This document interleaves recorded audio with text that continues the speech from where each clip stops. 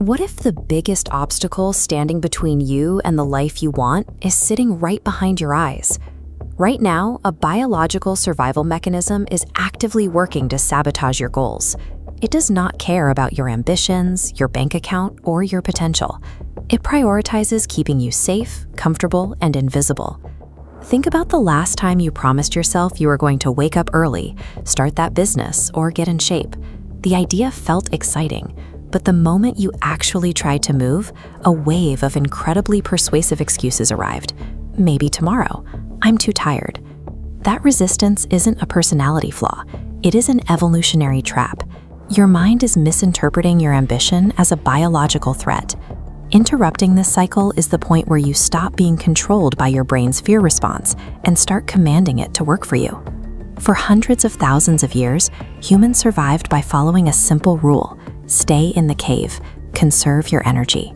Avoid unnecessary risk. This diagram shows a core problem with our neurobiology. The human brain still runs on that ancient software. It cannot tell the difference between the physical danger of escaping a predator and the social discomfort of having to give a presentation.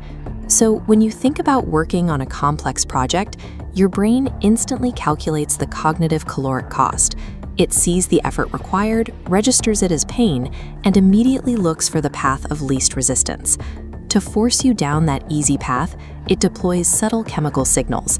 It whispers that one more hour of scrolling won't hurt. It convinces you that it makes much more sense to just start fresh on Monday. Choosing immediate comfort over necessary action carries a steep hidden cost. Each time you surrender to these excuses, you systematically weaken your psychological ability to handle future challenges. When you repeatedly avoid small frictions, your brain strengthens those specific neural connections of avoidance. Over months and years, these choices stop being individual events and start forming a pattern of behavior. You begin to see yourself as someone who doesn't follow through, and you slowly shift from a creator of your life to a spectator. By surrendering to this ancient biological programming, you leave years of potential buried under a pile of small, comfortable decisions. High achievers experience the exact same fear and fatigue as everyone else. The difference is how they interpret that friction. They reinterpret discomfort as evidence of growth rather than a signal to stop. The Stoic Emperor Marcus Aurelius managed wars and plagues by reminding himself of a simple truth: cognitive friction is the required price for capability and virtue. Discomfort is the currency you exchange for psychological strength, clarity, and self-respect. To move past internal hesitation, you have to train yourself to recognize resistance as a mandate to begin. The moment your mind tells you that you don't feel like doing something, that is your signal to start. Growth begins the moment you stop seeking the illusion of safety and start actively hunting the reality of resistance.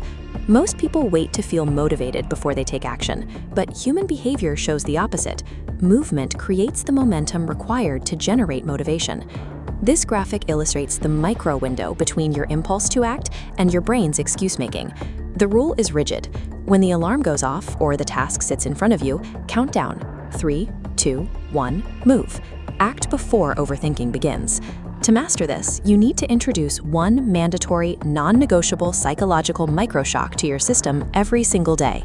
It could be a cold shower, 30 minutes of deep, uninterrupted work, or speaking up when feeling anxious. Each of these acts is a vote against your brain's comfort programming. These small acts of defiance compound. You are training your mind to submit to your conscious will rather than its biological programming. You do not rise to the level of your goals. You fall to the level of your systems and your established tolerance for discomfort. Every choice to face friction rewires your identity. You are training yourself to be someone who thrives under pressure. The version of you that obeys every fearful impulse ends today. From this moment on, you move when it is hard. You speak when you are scared, and you create when you are tired. If you are ready to start executing, hit the subscribe button to join Brain Library.